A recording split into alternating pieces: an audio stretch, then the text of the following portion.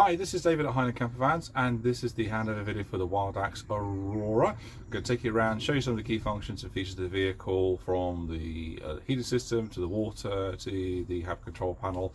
I hope you find this video useful. Start under the bonnet. So the bonnet latch is on the passenger side of the vehicle. You'll find it tucked on the end of the dashboard just here. Give it a little tug. The safety latch is just under the bonnet here. Use your finger to flip it up, a little yellow tag. Then over the side, just tucked right in the corner, is the screen wash fill. This is your coolant box, brake reservoir, and then just down here is the oil fill. The vehicle has an automatic dipstick which you can access from the instrument panel on the driver's side. It's in the two front seats. On the front seats, there's this wee handle just located here on the driver's side, and on the passenger side, it's located just down here. To access the swivel action of the seat, all you need to do is pull the lever and then manually turn the seats like so. Do be careful of the driver's seat when you rotate it around, just in case you catch the handbrake. Do slide it backwards and forwards to make the angle. Once you're done with the swivel, to put the seat back to position, just push it back. Make sure it locks into position. I'd always suggest giving the seat a good wiggle, like so, just to make sure it has locked back into the forward position. You have an electronic slide out step, which is located just here. To access the step, there's a control switch just inside. Press the button and the step will action in and out, as it were. Don't forget, before setting off, to make sure that the step has been retracted. You don't want to be driving down the road with the step sticking out. So just make sure before you set off that it has been tucked away. Inside the near side passenger door is the gas locker, indicated with the LPG sticker like so. Inside the gas locker, you'll find your gas bottle. You have your crash safe regulator up just here. This little black button, it should be in position at the moment, like it is just now, where it's actually tucked in. If for whatever reason there's been a heavy deceleration of the vehicle, this will trigger to just isolate your gas system. To reset the system, just follow the instructions that are listed in the book. Just on the top here is the gas regulator, so turn it and close it to allow the gas flow. And you also have a level indicator control, which is accessed via the Truman app.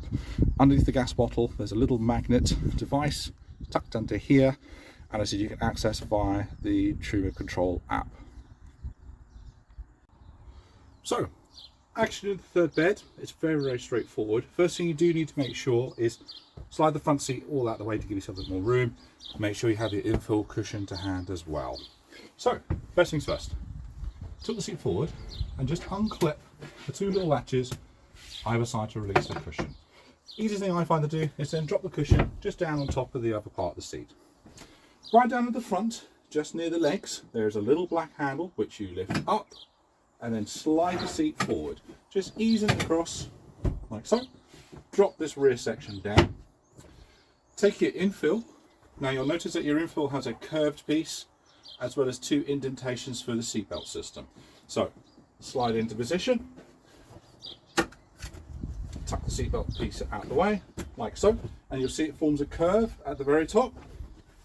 Seat curves at the very top. This part drops in the front there, and that makes the front bed area. You can rotate the driver's seat if you wish to extend that bed out, as it were. In the reverse, straightforward, remove the infill cushion, like so. Put your little seatbelt buckle, bit of Velcro, just push it back onto the Velcro on the wall, so it's nice and tucked out the way. Lift the panel up, slide the whole seat back.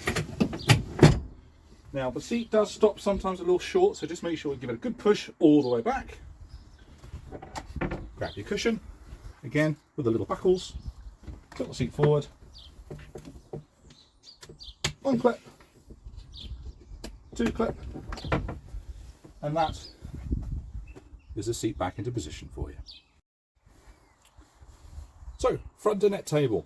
It's fairly straightforward. There is a rail located on the side just here. This table attaches to that. Now, the rail slides into this mechanism here, and it's important to make sure that the buttons are in the down position before attaching to the rail. If the button's in the up position, as you'll see, it's not going to attach to the rail because that's the lock position. So make sure the buttons are down.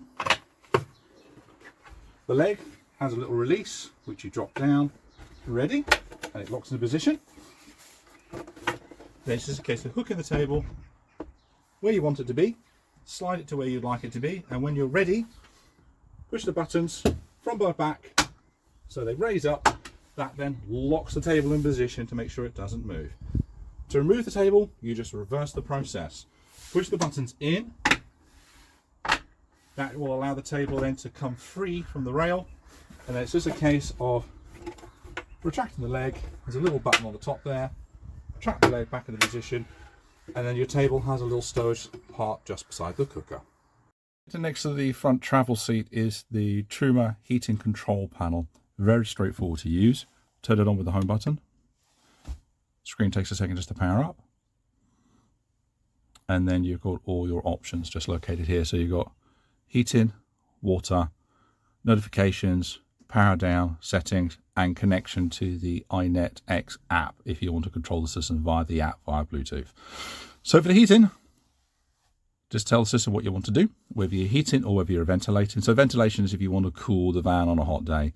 Heating, so pick a temperature that you want the van to operate at. This just lets you know where the internal temperature of the van currently is. Pick your energy source. So if you're off grid, it'll be diesel. If you're hooked up, then what power source you're using, so whether it's low or high. And then whether you want the heating to boost or whether you just want it to come on naturally. Little indicator at the top there with the flame lets you know that the heating system is now running. You'll hear the boiler and the heating system engage as you go. To turn the system back off is the little black button in the corner. That will now power the heating down. Hot water is essentially the same screen. Turn on the hot water. So you could pick between 40 and 60 degrees depending on what you want, dishes or if you need a shower. And again, your energy source located here. If you're off grid, diesel. If you're hooked up, whether it's low or high. And then a little indicator to let you know the system is now engaging, and the little black button to turn the system off. To power the system down, now this is very important before you turn the power to the van off either by the CBE board or using the HAP control unit. Make sure this panel is powered down first. It avoids any little error codes that you may pop up from time to time, so you have to reset the system. Straightforward. Press the turn off button, tell it to turn off, and then wait until the screen goes black, like so. That's now the Truma system completely powered down, which means you can now safely switch off the electrics with no further issues. Located just in the entrance, up onto your left, is the HAB control panel. Fairly straightforward to use. So, power on, program and settings, fresh water, battery levels, 12 volt power on, water pump. This would be an all-in light if fitted, and this just here is the dimmer control for the lights. So first thing first, hold the button down to turn the power on. The display color can be changed in the settings if you prefer not to have the blue. This here is the fresh water indicator, battery source and battery indicator, with an external temperature and internal temperature available too as well. You'll notice that the water takes a second just to register as it comes on. Put the power on for the lights, 12 volt, then all the lights come on, and then you can use all the various different control switches to power lights on and off. If you want to check freshwater levels, press the button, gives you a nice indicator just there to let you know what it's doing. Battery indicator, so this lets you see the vehicle battery, reserve battery, and then this is your solar apertures just here, let you know what the solar charge is doing. Turn the water pump on, so you can activate your water systems. Okay. As I said, this one just here would be for a factory fitted on light. And this one here is the dimmer switch for the control panel for the LCDs. Program button down the bottom here. Turn that off. If you hold the button down, this will allow you to access the settings menu where you can change the clock, set the timer, and for the power to come on at certain points. Come back out of that, use the up and down arrows, use program to select. And there we go. Located under the front travel seat is your boiler system. So that's it just there. Okay, now you may be able to be able to see with this video, located just here is the drain tap for winter use. Now when the tap is in the downwards position, it allows water to flow to the boiler. When you lift the tap into the upright position, like so, you'll hear the whoosh. That's now water draining from the boiler. The water will drain straight out to the bottom of the boiler. And that's what you will need to do for winter drain down. So if you leave the van unattended for a period of time and you wanted to drain the water out of the boiler to avoid any potential issues, use that wee tap there to drain the boiler system. The switch goes either way, so it doesn't matter whether you fold it to the left or fold it to the right, that will engage the valve. Now there is a heater system for the tank if it is going to be particularly cold weather. That switch is located just above the sliding entrance door with the label tank heater. Located in one of the lower kitchen cupboards next to the travel seat, if I tuck this round, you'll find the gas circuit isolation taps. So these allow the gas to flow from the bottle to the variant devices on the van. So the top one is for the cooking system, the low one is to allow gas flow to the external barbecue point. At the moment the taps are in their open position. I would always recommend switching them to their closed position for when you're traveling. And then when you arrive on site, it's a case of just switching on which supply you need, whether you just want the cooker or whether you want to access the gas on the external point. So turning the grill on is very straightforward. Obviously lift the cover out the way, pick which ring you want to use, and it's a case of turning it on to allow the gas on, push it in, allow the gas flow, use the clicker, hold it in for a second to give the thermocouple a chance to warm up, and then adjust the gas flow to how you want it. Switch the gas off, turn them all the way up to their 12 o'clock position, have a quick listen, make sure they can't hear the gas coming through. That's then it's completely switched off. Bear in mind that when you've been cooking with the hob, leave this for a good 10 minutes before shutting the glass down. There is a little warning reminder just there for you. It just stops any damage to the glass, as it were. And once everything's all cooled down, you can then shut the glass down for transport. So for your oven and grill, it's the same as the hob rings. You just need to pick which mode you want, grill or oven, move it around till you hear the gas mode, hold the button in, click until it engages, give it a few seconds to let the thermocouples warm up. For the oven, it's the exact same process, push the button in, turn it, fire up until the oven warms up, and again give it a chance to get the thermocouples warmed and then release. Switch off, back to the 12 o'clock position, always give it a quick listen. Make sure you can't hear any more gas coming through, and that is you. Again, like the hob top, as it were, it's not a bad idea just to let this cool down a few moments before shutting the oven door itself. And that's the oven and grill. Water pump running. For fresh water, for washing dishes, doing your hands, as it were, it's just a case of lifting the handle up and then rotating it for hot or for cold. As it were. Bear in mind, you won't get hot water if you haven't already got the boiler on, as it will just be cold water. And then shut the tap down, it's just a case of just lowering it. For transport purposes, just move the tap out of the way to bring the sink cover down. And that's your water. Onboard refrigerator switches on and off with a little power button just here. Give it a little tap to give you an indication of what the fridge level is. And then you have a night mode function just here with the little moon symbol, as it were. And that's basically it. There's not much more to do with this fridge. To open the fridge, there's a little control lock just on the side here. Give it a wee tug, and then that's your refrigerator running. You know it's powered on because you've got the little LED lights, and you'll hear the compressor operating. And that's really it. The fridge is very, very simple to use. If the fridge is not being used, I do recommend that you power it down, hold the button, and that powers the fridge down. There's no point running and wasting energy for a refrigerator, then you'll actually use it. Don't forget though, if you are traveling to your next adventure and you've got food items inside your fridge, then obviously you're going to want to make sure the fridge is on, ready for travel. So do make sure you switch it on. The fridge will switch automatically between the vehicle battery and the 12-volt system. To the rear of the van, just under the main bed, you will find the RDC switchboard. So this is the power circuits and fuses for all your devices on board. You have the battery charger, you have the split charge unit, and then you have your solar control panel just here as well. So you can probably just see just under the flap, are the RDC test switches. So if you're hooked up and you want to test to make sure that your power circuits are engaged correctly, then you can use the test switch on this device on the left. It's fairly straightforward. Hiding up the top here is a buckle catch like a seatbelt. Push the button in to release the bed down. Fold the frame until it comes down to the side. I recommend flipping this cushion out of the way. Fold the bed cushions over. Return the side cushion back to position. It will need a little push, like so. And that is your bed down. To put the bed up, it's just reverse the process. Put the cushion out of the way. Fold this cushion over the top. And then lift the bed frame up clearly until you hear the loud click. Give it a wee wiggle just to make sure it's secure. And that is the rear bed. So, located down the driver's side of the van, you'll find your taps for exiting fresh water and exiting wastewater. These are fairly straightforward. All you need to do is rotate the tap 180 degrees. That's your freshwater tank draining. Don't forget when you drain your fresh water to also do the tap for the boiler to drain the boiler. The boiler will drain further underneath the van. You'll see a puddle of water come down the back there.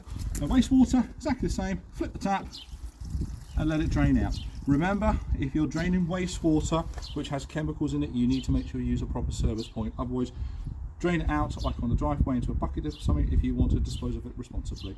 And that there is how to drain your waste and freshwater tanks. Located down the driver's side of the van, or the offside, you'll find the freshwater fill. Easy peasy to use. Just lift the flap up, clicks into place. Now I've already unlocked this, but you need the key to unlock the flap. Just rotate it, take the flap clean away. You then will need your freshwater hose. Just insert it in and then run your fresh water. You can monitor the water going into the freshwater tank via your HAB control panel. It'll give you a status indication of how full the tank is. Of course, if there's water gushing out, that will let you know that the tank is full. And then once you're done, return the cap, do lock it just for safety purposes, and then shut the flap down. Okay, so located on the driver's side of the vehicle is the access hatch for the cassette toilet. I've already done the lock, so once you've done that, you just need to push the two buttons in to open the door. And then inside is your cassette unit. A little green handle, just flip it up and give the unit a good pull out to release it. So, you do have a little extendable handle with wheels for trolley action.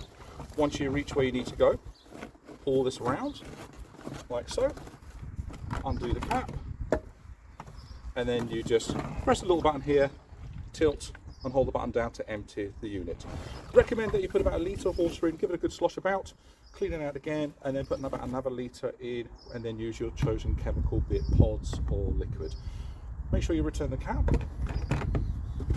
rotate that back around to 90 degrees, and then when you're ready, you just slide it back into place. Make sure you push it in until you hear it click, like so. Give it just a wiggle, just to make sure it is locked into position. Now, just a word of warning is do make sure that the toilet flap on the interior toilet is closed. If it's not closed, you won't be able to get the cassette toilet out. You'll be having a wee tug on it. If it doesn't want to come out, do just go back inside and make sure that that toilet flap is closed. Once you're done, shut the door. Don't forget to lock it, and that's you. So, your toilet inside the van. Now, the bowl does rotate, so you can move the bowl from side to side to get a better angle, but don't forget, before you use it, you need to open this flap that's hiding in here. To do that, you just pull on the leather here. That opens up the flap to allow waste to go through. Once you're done, okay, there's a button on top of the toilet to allow flush action just here. I'll keep the lid up so you can see the flush action. There we go, give it a sec to flush. Then once you're done, just push the flap back in, return the lid, and that's the toilet. Now, when there is an issue with the water or the cassette's getting full, these indicator lights here will light up to let you know. And that there is the toilet.